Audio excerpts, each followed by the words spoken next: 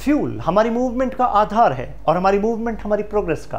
किसी भी देश को अगर मेजर पावर बनना है या बने रहना है तो फ्यूल पॉलिसी को फ्यूचरिस्टिक बनाना होगा। क्या हम लंबे समय तक इन फॉसिल फ्यूल्स पर निर्भर रह सकते हैं? Answer is clearly no. यानी कि अल्टरनेटिव फ्यूल्स पर हमें मेजर फोकस रखना होगा, राइट। हमें ज़मीन पर कुछ रिजल्ट दिखाना होगा। इंटरनेशनल एनर्जी एजेंसी का कहना है कि 2023 तक इंडिया चाइना को सरपास कर देगा इन बायोफ्यूल प्रोडक्शन। तो हम कुछ तो कमाल कर रहे हैं इस दिशा में। ज़रा ये हेडलाइन देखिए। इथेनॉल ब्लेंडिंग 10% का जो हमने टारगेट बनाया था उसको हमने 5 महीने पहले अचीव कर लिया है और इससे 41,000 करोड़ रुपए हमने फॉरेन एक्सचेंज रिजर्व में बचाए हैं। मतलब क्या हुआ? देखिए, पेट्रोल के यूसेज से पहले अगर 10% हमने इथेनॉल को मिक्स कर दिया और इथेनॉल डोमेस्टिकली प्रोड्यूस हो रहा है और पेट्रोलियम कहाँ से आ रहा है? क्रूड से रिफाइन होकर आ रहा है। तो आपको नहीं लगता कि फाइनल जो क्रूड हम खरीद रहे हैं उसकी जो इंपोर्ट बिल है वो कुछ कम बनेगा? यानी कि उस पर निर्भरता कुछ तो आपकी कम होगी, राइट, क्योंकि अब ब्लेंडेड पेट्रोल आप यूज़ कर रहे हैं। क्लियर है बात? तो हमने 41,000 करोड़ इस तरीके से बचाए हैं। जब E20 टारगेट अचीव कर लेंगे यानी कि एथेनॉल ब्लेंडिंग 20%, तो उस समय हमारा ये आंकड़ा बढ़कर साल का $4 बिलियन हो जाएगा। तो इंपॉर्टेंट पॉलिसी मेजर है ये। यूपीएससी का आप इसको फेवरेट टॉपिक मानिए। करंट में तो है ही, आगे भी रहेगा क्योंकि फ्यूचरिस्टिक थीम है, इस पर काफ़ी काम हो रहा है। इससे पहले यूपीएससी ने यहाँ से ingredients used in biofuel production यहाँ से क्वेश्चन पूछा है। यहाँ से मेन से भी क्वेश्चन आ सकता है नेशनल बायोफ्यूल पॉलिसी से। इसको आसान बनाने के लिए हम बेसिक से शुरुआत करते हैं कि बायोफ्यूल होता क्या है, राइट। इसके बाद बेनिफिट्स क्या हैं, जनरेशन क्या है, नेशनल बायोफ्यूल पॉलिसी में टारगेट क्या है, टारगेट रिवाइज हुआ है क्या, रिवाइज हुआ है तो वो अपडेटेड है, क्वेश्चन आ सकता है। इसके बाद इनिशिएटिव्स क्या हैं, चैलेंजेस क्या हैं, वे फॉरवर्ड क्या और कौन सी गवर्नमेंट स्कीम्स हैं। डिटेल में जाने से पहले आपके लिए एक information, foundation batch live class start हो रही है 28 जून से 6 PM। यहाँ पर आंसर राइटिंग पर फोकस है। मैं आपको एक मैसेज देना चाहूँगा कि देखिए, आंसर राइटिंग आपका प्राइम फोकस होना ही चाहिए। मेरिट में नाम लाना है तो आंसर राइटिंग पर पकड़ बनाना है। अभी जो क्लास हो जाएगी ये वाली, तो उसके बाद आपको एक मेंस का क्वेश्चन शो होगा इसी टॉपिक से, तो उस पर ना अटेम्प्ट कीजिएगा। और एक टिप ध्यान रखिए, 4 लेटर्स ध्यान रखिए, SLAP, कोई डिफिकल्टी नहीं है ध्यान रखने में, राइट। स्लैप, एसे स्ट्रक्चर यानी कि introduction, body and conclusion clearly visible होना चाहिए। उसके बाद है लैंग्वेज, लैंग्वेज ब्रीफ होनी चाहिए यानी कि कम शब्दों में ज़्यादा डायमेंशंस रिफ्लेक्ट हों। इसके बाद है एनालिसिस एंड डेप्थ, ए से। तो डेप्थ का क्या मतलब है? देखिए, कभी कभी होता क्या है कि अगर आपने क्वेश्चन में कीवर्ड देखा, जैसे मैं बायोफ्यूल डिस्कस करने वाला हूँ, तो आपने सेकंड जनरेशन देखा, तो सेकंड जनरेशन पे जो भी आपकी जानकारी है आप अपना ज्ञान उड़ेलना स्टार्ट कर देते हो आंसर में। ऐसा नहीं करना। हो सकता है सेकंड जनरेशन केवल उसने मेंशन किया है लेकिन वो पूछना कुछ और चाह रहा हो। वो कहना चाह रहा हो कि सेकंड जनरेशन से कैसे बेटर है थर्ड जनरेशन, राइट। या फिर वो मिक्स करके कह रहा हो सेकंड जनरेशन के किसी एक पर्टिकुलर कंपोनेंट पर पूछ रहा हो। तो केवल आप अगर जनरल आइडिया रखेंगे तो ऐसे में मार्क्स स्कोर नहीं होंगे। We have to be specific as per the demand, ठीक है। तो डेप्थ लानी होगी। और उसके बाद प्रेजेंटेशन ऐसा हो जो इवैल्यूएटर की लाइफ आसान हो जाए। अगर आपने इवैल्यूएटर की लाइफ टफ करी, राइट, तो वो आपकी लाइफ टफ कर देगा। तो इसको ज़रा ध्यान रखिएगा। ऐसा नहीं मैं कह रहा कि बहुत अच्छी हैंड राइटिंग होगी तभी मार्क्स मिलेंगे, लेकिन लेजिबल हो, वेल स्ट्रक्चर्ड हो, प्रेजेंटेशन अच्छे कर सकते हैं आप। अच्छा, ये कोर्स आप जाएंगे studiiq.com पर तो आपको 25,000 शो हो रहा होगा। आप ये कोड यूज़ करिए त्यागी लाइव, तो आपको 18,500 में अवेल हो जाएगा। शशांक त्यागी फॉर यू, आप मेरे साथ कनेक्ट हो सकते हैं वीडियो से जुड़े अपडेट्स के लिए, MCQs के लिए, या कोई आपका क्वेश्चन हुआ तो। What is ethanol blending? अब बेसिक सा ये मेथड देखिए। बायोमास यानी कि ऑर्गेनिक मैटर कहाँ से मिलेगा? प्लांट से मिल सकता है, एनिमल से मिल सकता है। जैसे इस केस में जो आपके क्रॉप रेजिड्यू होते हैं, तो हमने उसको लिया, फिर कन्वर्ट किया लिक्विड फ्यूल में। लिक्विड फ्यूल को अब हमने जो ऑलरेडी जो ऑटोमोटिव फ्यूल होते हैं जैसे पेट्रोल, उसमें हमने ऐड कर दिया, ब्लेंड कर दिया। तो फाइनली अब हमारा बना है ये बायोफ्यूल। डिटेल में कुछ ऐसा दिखता है जैसे क्रॉप को हमने पहले फर्मेंटेशन के प्रोसेस से गुजारा, फिर यहाँ से प्योरिफिकेशन किया, प्योरिफिकेशन से इथेनॉल निकाला, फिर हमने देखिए ब्लेंडिंग कर दी, फिर ट्रांसपोर्ट करके हमने फ्यूल स्टेशन पर भेज दिया। अब 3 तरीके के हैं। स्टार्टिंग में तो ऐसा था कि जनरेशन का कोई डिवाइड ही नहीं था, तो ऐसे में फिर कहा गया कि नहीं अब डेवलपमेंट हो रहे हैं, नए नए तरीके से हम बायोफ्यूल बना सकते हैं, तो ऐसे में कैटेगराइजेशन होना चाहिए। तो कीवर्ड को ध्यान रखिएगा जिससे आप भूलें ना। फर्स्ट जनरेशन में हम एडिबल फीड स्टॉक का इस्तेमाल करते हैं। एडिबल यानी कि जो आप फूड की तरह यूज़ करते हैं। जैसे आपको इथेनॉल बनाना है तो शुगर केन जूस हो गया, शुगर केन मोलासेस हो गया, शुगर सिरप हो गया, राइस, मेज, व्हीट, पोटैटो, तो इनको हमने फर्मेंटेशन के प्रोसेस से गुजारा, फिर एथेनॉल एक्सट्रैक्ट किया, यानी कि प्योरीफाई किया, फिर ब्लेंडिंग करा। और अगर आपको बायोडीजल बनाना है तो इसमें वेजिटेबल ऑयल्स का इस्तेमाल होता है, जैसे कि आपका soybean oil, canola oil, palm oil. ध्यान रखिएगा, अगर हम sugar cane, rice, maize, wheat, potato का इस्तेमाल कर रहे हैं तो वहाँ पर इथेनॉल बन रहा है। डीजल, बायोडीजल के लिए हमने वेजिटेबल ऑयल्स का इस्तेमाल करा है। ये एडिबल फीड स्टॉक है, ये हम फर्स्ट जनरेशन में मानते हैं। सेकेंड जनरेशन में लिग्नोसेलुलोसिक बायोमास आ जाता है। आप कहेंगे सर ये टेक्निकल सी टर्म है, मतलब क्या हुआ? अरे बहुत सीधी सी बात है, ड्राई प्लांट मैटर। ये बात तो समझ में आती है। ड्राई प्लांट मैटर कहाँ से मिलेगा? या तो आपको एग्रीकल्चर यानी कि क्रॉप रेजिड्यू की फॉर्म में मिलेगा, या फिर आपको यहाँ पर फॉरेस्ट का रेजिड्यू मिलेगा। मुझे बताइए कि यहाँ पर मैंने क्रॉप रेजिड्यू की बात की थी? नहीं की थी। यहाँ मैंने एक्चुअल एडिबल जो आपका फीड स्टॉक होता है उसकी बात की थी, जो आप खाने में इस्तेमाल करते हैं। लेकिन यहाँ पर ड्राई प्लांट मैटर का इस्तेमाल करते हैं क्या? I hope no, right. या फिर एनर्जी क्रॉप्स होती है। एनर्जी क्रॉप्स का मतलब जो लो मेंटेनेंस में आसानी से उगाई जा सकती हैं और उनका इस्तेमाल जो है जैसे आपको फर्नेस है वहाँ पर आप उसका इस्तेमाल कर लेते हैं। तो ऐसी क्रॉप्स एनर्जी क्रॉप्स, तो उसको हम लिग्नोसेलुलोसिक बायोमास कहते हैं। इसको हम सेकंड जनरेशन बायोफ्यूल कहते हैं जब इसका इस्तेमाल करते हैं। थर्ड जनरेशन में हम एल्गल का इस्तेमाल करते हैं, एल्गी का इस्तेमाल करते हैं। कहेंगे कि एल्गी से कैसे बायोफ्यूल बनता होगा? मैं आपको बता दूं, अभी मैक्सिमम रिसर्च इसी पर हो रही है। कहा जा रहा है कि मोस्ट एफिशिएंट वे होने वाला है बायोफ्यूल का। बेनिफिट क्या है?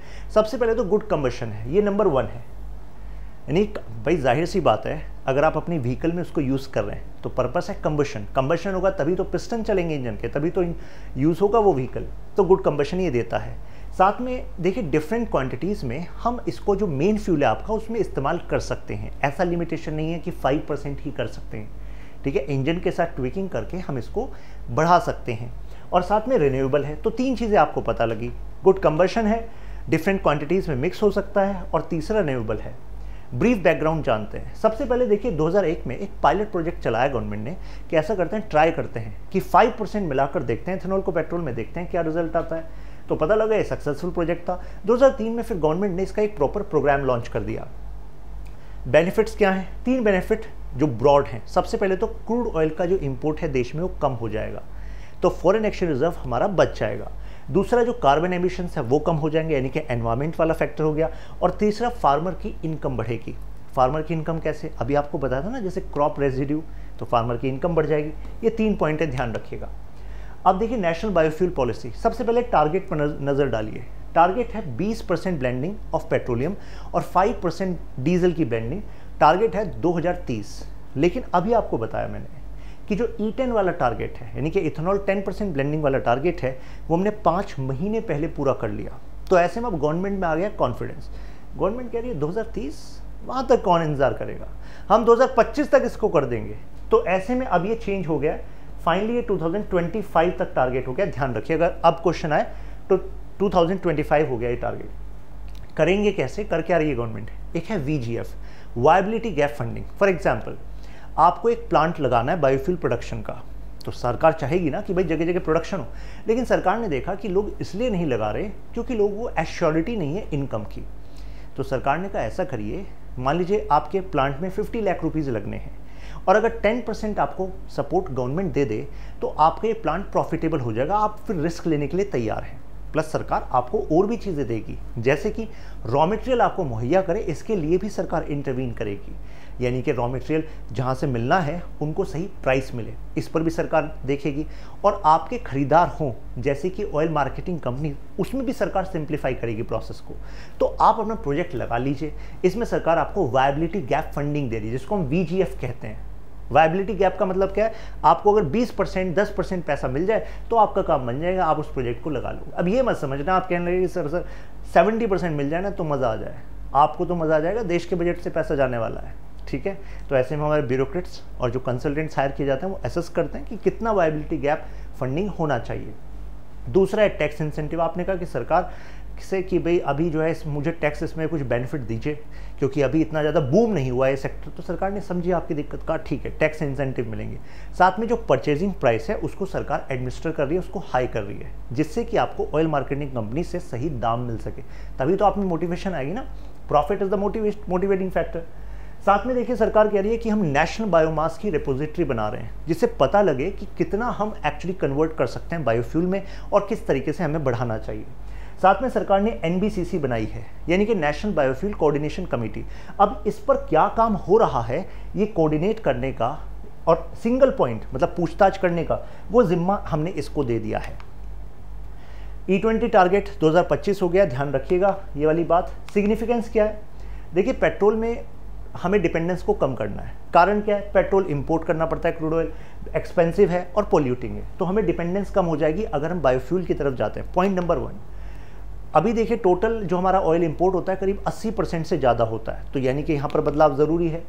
कॉस्ट इफेक्टिव है, यानी कि क्रूड ऑयल पेट्रोलियम की तुलना में जो बायोफ्यूल्स हैं वो सस्ते हैं तो सेविंग करनी चाहिए हमें। E20 मैंने आपको बताया $4 बिलियन हम बचा पाएंगे। अब देखिए एनवायरमेंट फ्रेंडली है, नीति आयोग का कहना है कि देखिए लेस पोल्यूटिंग है। अब देखिए अगर क्वेश्चन में एग्जामिन लिखा हुआ है, ठीक है, तो ऐसा नहीं है कि जो आपने पढ़ा पॉलिसी में उसको ही आपने चिपका दिया अपने आंसर में। अब कुछ एनालिसिस भी करिए, जैसे लेस पोल्यूटिंग कैसे है? आप कहेंगे सर बायोफ्यूल है सर, तो ये तो लेस पोल्यूटिंग होगा। अभी आपने बताया कि एमिशंस लेस होते हैं, राइट? एमिशंस किसके? जैसे carbon monoxide, hydrocarbon, nitrous oxide. लेकिन एक और बात है, पोल्यूशन 2 तरह का, जैसे कि एक तो होता है टेल पोल्यूशन, जैसे कि एक कार है जिसमें पेट्रोल है, एक कार है जिसमें ब्लेंडेड पेट्रोल है। तो अगर दोनों की टेल पे आप पोल्यूशन को चेक करेंगे तो जाहिर सी बात है, जो अगर पोल्यूटेंट्स की बात करें तो एमिशन आपको लेस मिलेगा बायोफ्यूल वाली कार में। लेकिन इससे ही आपको खुश होने की ज़रूरत नहीं है। आप पॉलिसी मेकर बनने वाले हैं तो आपको एक ब्रॉड व्यू रखना होगा, यानी कि अगर बायोफ्यूल बनाने के प्रोसेस में आपने इससे ज़्यादा पोल्यूशन कर दिया, एनवायरनमेंट को इससे ज़्यादा नुकसान पहुंचा दिया, तो मुझे बताइए क्या आपने अच्छा कर लिया फिर वहाँ पर, है कि नहीं? तो there will be gap there. तो ऐसे में यहाँ पर कुछ एनवायरमेंटलिस्ट कहते हैं कि देखिए बायोफ्यूल पॉलिसी इज गुड, लेकिन हमें लाइफ साइकिल पोल्यूशन को भी देखना चाहिए, केवल टेल पोल्यूशन को नहीं। तो लाइफ साइकिल यानी कि प्रोडक्शन और जो आप ट्रांसपोर्टेशन कर रहे हैं, स्टोरेज कर रहे हैं, हर स्टेज पर देखिए। क्लियर है बात? क्योंकि ऐसा भी हो सकता है आपने टारगेट को अचीव करने के चक्कर में फॉरेस्ट लैंड को हटाना स्टार्ट कर दिया।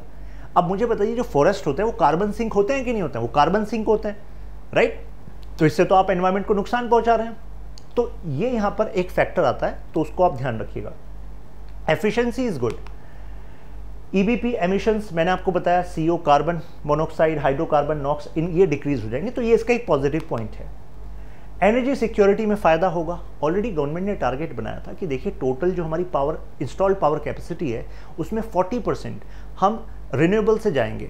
अब ऐसे में ministry of new and renewable energy resources ने कहा कि 2021 में हमने ये टारगेट अचीव कर लिया है, जबकि पहले हमारा टारगेट था कि 2030 तक करेंगे। तो देखिए इस सेक्टर में तो हम फास्ट लग रहे हैं। गवर्नमेंट का डेटा है तो इस पर जो है विश्वास करिए। अब support farmers income, farmer income increase होगी। अभी आपको बताया क्रॉप रेजिड्यू। अब देखिए गवर्नमेंट का एक और क्लेम है, और मतलब it is a big claim, ठीक है, और it should be taken as positive. 27 lakh tonne हमने जो ग्रीन हाउस गैसेज हैं उनका एमिशन बचा लिया है अपनी बायोफ्यूल पॉलिसी से, तो it's a good thing, right? और 40,000 करोड़ से ज़्यादा हमने फार्मर्स को बेनिफिट दिया है थ्रू दिस बायोफ्यूल पॉलिसी, तो दैट्स अ गुड थिंग। आत्मनिर्भर भारत प्रमोट होगा क्योंकि हम खुद बना रहे हैं इथेनॉल और बायोडीजल। गवर्नमेंट इनिशिएटिव्स क्या हैं इससे अलग? अब देखिए 2 चीज़ ध्यान रखिएगा। एक तो गवर्नमेंट ने कहा एडमिनिस्ट्रेड प्राइस मिलेगा, यानी कि आपको पता रहेगा प्रोड्यूसर करने वालों को कि आपको इतना प्राइस मिलेगा, इससे आप मोटिवेट हों। साथ में गवर्नमेंट ने ऑयल मार्केटिंग कंपनीज के लिए इस प्रोक्योरमेंट को आसान बनाने के लिए industries development and regulation act 1951 में अमेंडमेंट भी किया, जिससे प्रोक्योरमेंट प्रोसेस सिंप्लीफाई हो जाए, तभी तो एक्चुअली आप कर पाएंगे ब्लेंड। साथ में गवर्नमेंट रिसर्च को पुश कर रही है in third generation. Third generation में क्या था बताइए मुझे? एल्गी वाला बताया था ना आपको, जैसे साइनोबैक्टीरिया जिसको हम ब्लू ग्रीन एल्गी कहते हैं, ये फोटोसिंथेसिस करता है। फोटोसिंथेसिस करता है तो जो एटमॉस्फेयर की CO2 होती है उसको फिक्स करता है, शुगर भी क्रिएट करता है, और शुगर से फिर हम इथेनॉल बनाते हैं। प्रधानमंत्री जीवन योजना 2019, यहाँ पर ना जीवन की जरा फुल फॉर्म बताइए कमेंट में, इस तरीके से क्वेश्चन आ जाता है। देखिए JI का मतलब है जैविक ईंधन, VAN का क्या मतलब है ज़रा बताइए? यहाँ पर VGF फंडिंग दी जा रही है सेकेंड जनरेशन प्रोजेक्ट के लिए। यूपीएससी में हो सकता है स्टेटमेंट में आपको डाल दे कि प्रधानमंत्री जीवन योजना के तहत वो क्या कर रहे हैं, वो VGF फंडिंग दे रहे हैं second generation and third generation को। तो मुझे बताइए क्या थर्ड जनरेशन यहाँ पर है? नहीं। क्या फर्स्ट जनरेशन है? नहीं, केवल सेकंड जनरेशन है। और सेकंड जनरेशन में क्या था बताएंगे जरा? ड्राई प्लांट मैटर बताया था ना आपको। अब ये गोवर्धन स्कीम है, इसका काम क्या है कि देखिए एक तो वेस्ट मैनेजमेंट हो जाएगा, क्योंकि ऑलरेडी अच्छा खासा रेजिड्यू हमारे विलेजेस में होता है, तो उसको बर्न करने से अच्छा है उसका मैनेजमेंट बेटर हो जाए, फार्मर की इनकम इंप्रूव हो जाएगी और वायबल फ्यूल मिल जाएगा, CBG मिल जाएगी, राइट, कंप्रेस्ड बायोगैस। अब अगर आपसे पूछूं कि कौन सी मिनिस्ट्री के अंडर आती है स्कीम, तो आप क्या आंसर देंगे? ऑप्शन देते हैं आपको। एक है मिनिस्ट्री ऑफ डिफेंस, दूसरा है ministry of new and renewable energy resources, second है ministry of science and tech, and fourth है मिनिस्ट्री ऑफ जल शक्ति। बताइए ऑप्शंस में आप कमेंट्स में बताइए कौन सा ऑप्शन ठीक है। शायद आप में से काफ़ी लोग कह रहे हैं सर डिफेंस हो नहीं सकता। बिल्कुल सही बात है। यहाँ पर कौन सा डिफेंस का काम आपको दिख रहा है, राइट। सेकंड क्या था? तो यानी कि आपका ध्यान जा रहा होगा, आप कहेंगे सर बिल्कुल बेसिक सी बात पूछ रहे हैं आप, ministry of new and renewable energy resources, क्योंकि रिन्यूएबल रिसोर्स है ना, है कि नहीं? ये आपने पहचान ली बात। ये गलत है। आप कहेंगे सर अब तो पकड़ गए, साइंस एंड टेक का इस्तेमाल हो रहा है, राइट, और ये भी गलत है। जल शक्ति इज द आंसर। आप में से कई लोग तो जल शक्ति वैसे ही नहीं सोच रहे होंगे, सर ने थोड़ा सोच के बोला है जल शक्ति। ऐसा भी तो हो सकता है कि मुझे पता है कि आप सोचोगे कि सोच के बोला है तो ये तो होगा नहीं, राइट। आंसर इज जल शक्ति। तो इस तरीके से स्कीम पे जरा डिपार्टमेंट, मिनिस्ट्री, इस पर भी ध्यान दीजिए, along with objective and what benefits we are taking. Clear है बात? अब देखिए रुको ध्यान रखिएगा। जैसे आप समोसा खाते हैं तो कई बार जहाँ से आप लेने जाते हैं वो टेस्ट आपको अच्छा दिलाने के लिए वो क्या करता है, वो 4-5 दिन का जो ऑयल होता है, कुकिंग ऑयल, उसमें उनको तल के आपको देता है, ठीक है। तो जब तक वो ब्लैक ना हो जाए बिल्कुल, तो गवर्नमेंट क्या कर रही है? गवर्नमेंट कह रही है यार जो आपका ऑलरेडी यूज्ड कुकिंग ऑयल है आप उसको दीजिए, हम उसको कन्वर्ट करेंगे। मतलब जो यूनिट्स होंगी मतलब इट्स नॉट कि गवर्नमेंट ही करेगी, गवर्नमेंट कह रही है इस स्कीम के तहत सपोर्ट किया जाएगा, जो भी इस यूनिट को लगाएगा कन्वर्ट होगा, कन्वर्ट करके इससे बायोडीजल बनाया जाएगा। क्लियर है बात? रुको ध्यान रखिएगा। अच्छा ये किसके अंतर्गत आती है, किसका इनिशिएटिव है? ध्यान रखिएगा फसाई का इनिशिएटिव है। इस तरीके से क्वेश्चन आ जाता है। चैलेंजेस क्या हैं? सबसे पहले तो आपने 20% कर दिया, फिर आगे आप 30% करने की सोचने लगे, लेकिन व्हीकल्स का भी तो सोचिए ना, इंजन्स भी तो रेडी होने चाहिए, राइट।